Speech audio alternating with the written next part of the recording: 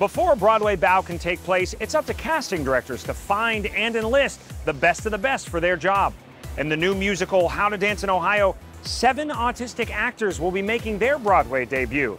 If we stick right here, in just a minute, I'll catch up with the casting team behind this groundbreaking production. Well, right here we are in the middle of Times Square. There's so many things to do on Broadway. You don't just have to be on stage to be a part of it. Such a collaborative art form. When you walk into that casting room, it's kind of scary that you guys are on the other table just staring us down. But you know what?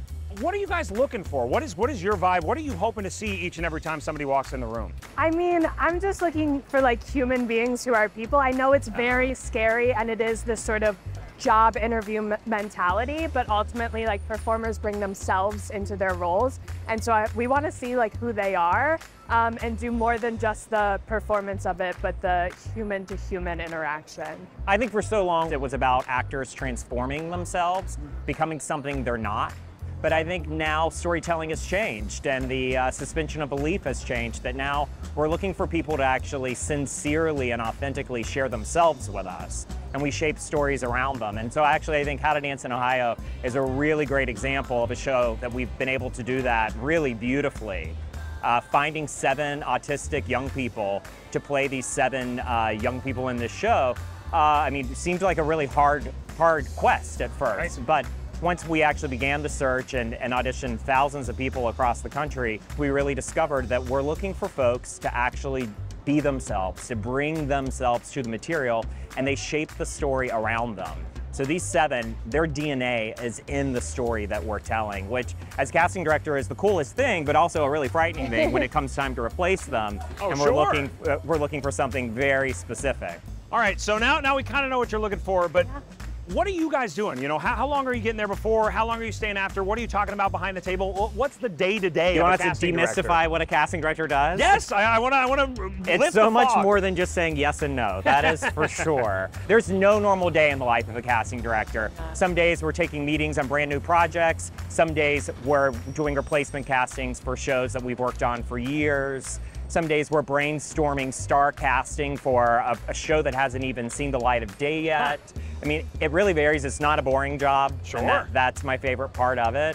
And my other favorite part of it is that I'm a massive theater nerd and have been my whole life. And so to actually get to have a job where I get to put that pen to paper is the best. It really is about going through one by one and making sure that each person has the amount of time to get the fair judgment. I think that there is a lot of fear that maybe like I'll hit start on a tape and then immediately say no. That's not how it goes. It's like people showcase themselves in different ways and in a scene versus a song. Sometimes that means all I will do in a day is watch tapes. Wow. And then the next day I will watch tapes. But you know, at the end of it, we get a cast and you're like, It was well worth it. This is spectacular. Yeah. Like, this is worth it. For sure. I remember every stage with this person, and it's exceptional. You know, there's so much that went into the casting of How to Dance in Ohio. Not only looking for, you know, neurodivergent people to tell their truthful story, but also, you know, it's based on something. Yeah. When you're doing something based on something else, how much are you looking at that reference material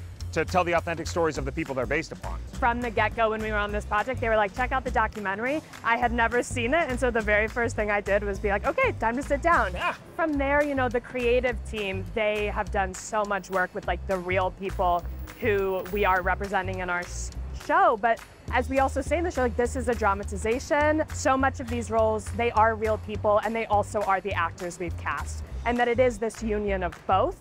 And that is part of the development process of a show. It's finding a way to adapt real life and mix it with this world of performance and creation and fantasy in some ways. And I think this show is really a game changer for our industry, right? Not unlike Rent was in the 90s or Hamilton was 10 years ago. I'm a kid of the 90s. I'm queer. Growing up in the 90s and seeing myself on stage in Rent was a total game changer for me in terms of actually finding confidence in myself, feeling like I had a place that belonged in theater. I think that happened again 10 years ago with Hamilton. I think it's just the genre of music that was being brought in really actually exposed a lot of new people to theater and made them feel like they wanted to be a part of this. There was a place for them in this community. And I hope that How to Dance in Ohio does something really similar. I hope that there are wildly talented people that maybe have never really seen themselves in the stories being told on stage, and this is going to be their introduction to theater. Even in the 2.5 years that we've been casting this, we've met folks via this production that now are doing other shows for us that we never would have met otherwise. And so I think that the accessibility that this is creating for folks and the identity that this is allowing for folks to have is so wonderful, and I think that we all are going to reap the benefit from this in the long run.